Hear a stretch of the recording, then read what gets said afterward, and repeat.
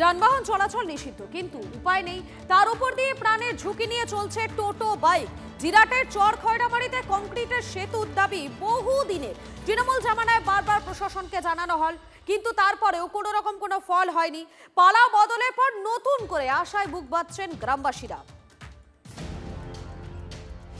সাইনবোর্ডে লেখা দুর্বল সেতু, ভঙ্গুর বাঁশের সাঁকো, দুরু দুরু বুকে প্রাণ নিয়ে নিত্যদিনের যাতায়াত। রিস্ক, প্রচন্ড রিস্ক। একবার তো আমি যেতেই পারলাম না। পুরোটাই ঝুঁকি। এখানে আর কিছু আছে নাকি বাকি? একটা বাসের উপর রয়েছে, টলার মালিক একটা বাস দিয়েছে, সে বাসের উপর দিয়ে এখন টোট নিয়ে যাচ্ছি আসছি, যে কোনো সব ভেঙে পড়তে পারি। অসুস্থ হলে হাসপাতালে নিয়ে যাওয়ার অ্যাম্বুলেন্সও ঢুকতে পারে না গ্রামে। ভরসা বলতে টোটো, সাইকেল, বাইক। কিন্তু একটু এদিক ওদিক হলেই অবধারিত দুর্ঘটনা, ভেঙে পড়তে পারে বাঁশের সাঁকো। জিরাটের চর খয়রামারি যাওয়ার একমাত্র রাস্তা বা একমাত্র ভরসা এই যে বাঁশের সাঁকো দেখছেন, এই বাঁশের সাঁকোই দেখা যাচ্ছে। এই যে বাঁশ, সেই বাঁশ পচে গিয়েছে, একেবারে কোথাও ভেঙে গিয়েছে, এবং এই যে নিচেকার যে বাঁশ রয়েছে সেই বাঁশ পচে গিয়েছে। সেই বাঁশের ওপর দিয়ে যখন গাড়ি যাতায়াত করে এই সেতু রীতিমতো কাঁপে। ভোট আসে ভোট যায়, কিন্তু জিরাটের এই চর খয়রামারি গ্রামের ছবিটা বদলায়নি। বছর তিনেক আগে এমনই বর্ষায় ভেঙে গিয়েছিল কংক্রিটের সেতু। তারপর থেকেই স্থায়ী সেতু ছাড়াই এভাবেই জীবন চলছে। এতটা রিস্ক নিয়ে যাওয়া যাবে না, টোটো তো ওঠাই যায় না, যাওয়া আসা খুব প্রবলেম, আমাদের এই রাস্তায় গাড়ি ঘোড়া চলার খুব প্রবলেম, মানুষ পার হওয়ার খুব প্রবলেম।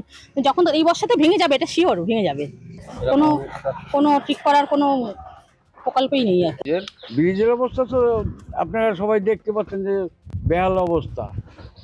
এই শুধু কোন রকম একটু টোটো চলতে পারে আর সাইকেল চলে, এছাড়া কোনো যানবাহন চলতে পারে না।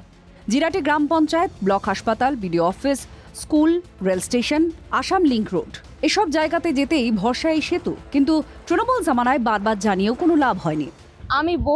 আমি নিজের হাতে বহুবার দরখাস্ত জমা দিয়েছি, সারাদিন গিয়ে বসেছিলাম। ওই যারা টোটো চালায় ওই কাকারাও সারাদিন গিয়ে বসেছিল যে একটু ম্যাডামের সাথে কথা বলবে, দরখাস্ত জমা দেবে। অনেকবার যাই গিয়ে বসে থাকি, দরখাস্ত জমা দিই, হ্যাঁ করে দেবো, হয়ে যাবে। এর আগে তৃণমূলে থাকাকালীন সেতু পরিদর্শন করেছিলেন হুগলির সাংসদ রচনা বন্দ্যোপাধ্যায়, কিন্তু এরপর গঙ্গা দিয়ে অনেক জল বয়ে গেছে। গ্রামবাসীরা যে তিমিরে সেই তিমিরেই আজও।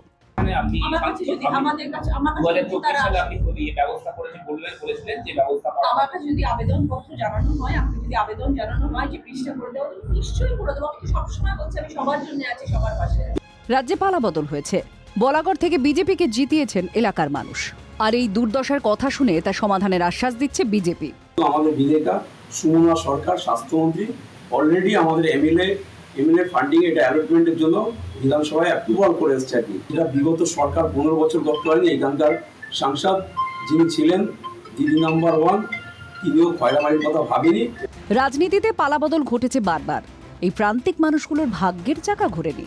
কিন্তু নতুন সরকারের আশ্বাসে আশার আলো দেখছেন এলাকার বাসিন্দারা। আশিক ইনসানের রিপোর্ট, TV9 বাংলা।